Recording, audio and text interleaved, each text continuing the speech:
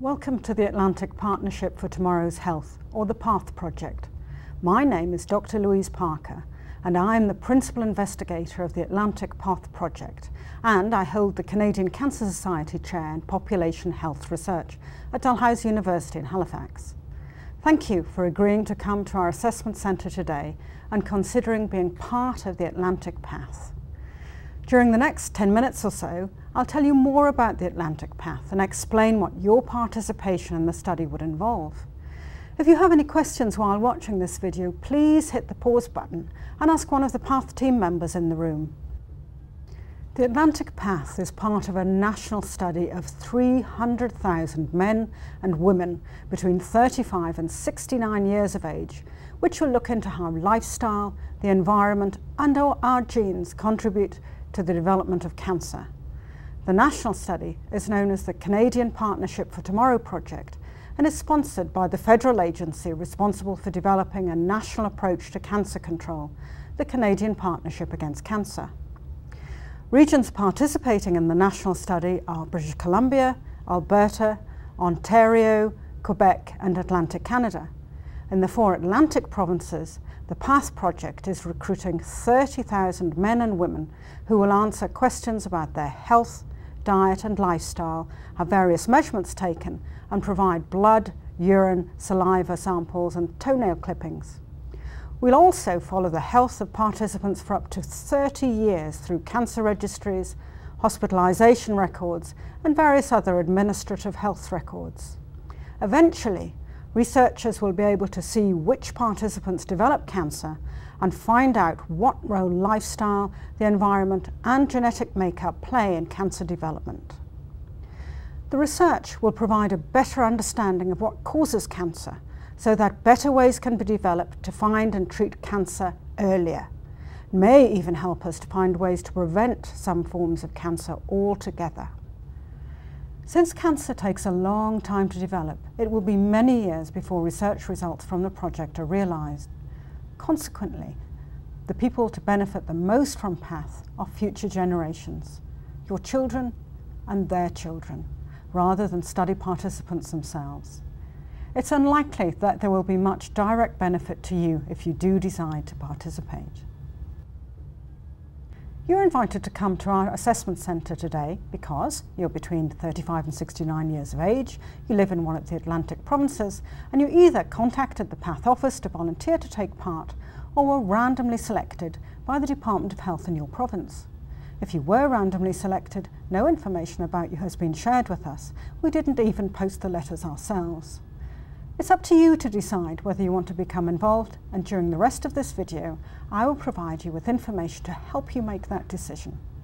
If all of your questions and concerns aren't addressed during this video, please talk to one of the PATH team members in the room.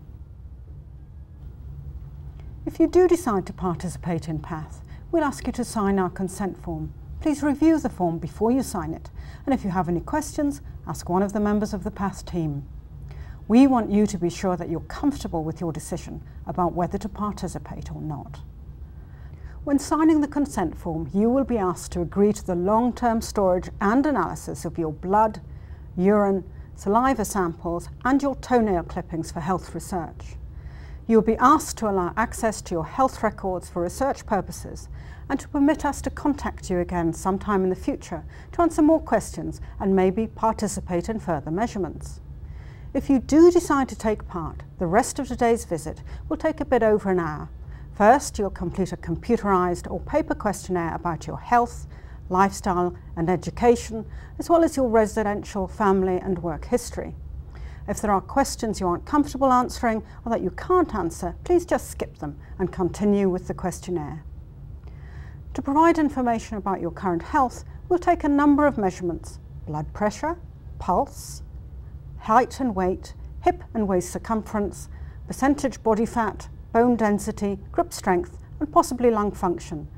We can't take some of these measurements if you're pregnant, have a pacemaker, or have some other medical conditions, so a member of the PATH team will ask you a set of questions before taking the measurement. You'll also be asked to provide blood, urine and saliva samples which will be processed for long-term storage and analysis, and toenail clippings which will provide important information about exposure to various chemicals in the environment. At the end of your assessment centre visit, you'll be offered a printed summary of the measurements we've taken. These measurements are compared to standard ranges for your age and body type in order to give meaning to the information. This is for information purposes only and is not intended as a health check. You don't need to take this summary if you don't want it. As part of a national study, PATH adheres to the rigorous security standards developed by the Canadian Partnership for Tomorrow project to maintain the confidentiality and protect the privacy of the 300,000 study participants. For example, we do not keep your name, address or other identifying information with the data and samples you've provided. That information is replaced by a barcode, similar to the code on a box of cereal that you would buy at the grocery store. Files that link your personal information to the barcodes are stored in a separate area, and very few members of the PATH team have access to those files. Although no one can absolutely guarantee confidentiality, using a barcode makes the chance that someone other than a PATH team member will be able to link your name to your personal data and samples very much smaller. In addition, the data stored on our computers is protected by state-of-the-art computer controls, including advanced encryption methods which convert data into forms which cannot be read by others, and firewalls to prevent unauthorized access to our systems. After your clinic visit, we will store the blood, urine and saliva samples, as well as the toenail clippings, questionnaire answers and measurements, so that they can be used for future health research. The samples and all the information gathered from study participants in Atlantic Canada will be stored for up to 30 years, and during this time they will be made available to researchers. All research projects will be subject to ethics review before access to the study data is allowed. We hope you won't withdraw from PATH, since it's important that a broad cross-section of Atlantic Canadians take part in the project. However, participation in the study is voluntary and you can withdraw at any time. If you decide to withdraw during your assessment centre visit, simply advise one of the staff that you don't want to take part any longer. If you change your mind later, after you leave the centre, all you need to do is contact us by phone, mail or email and let us know you don't want to be involved any longer. Once again, thank you very much for coming into our centre today and considering taking part in this important study. Thank you.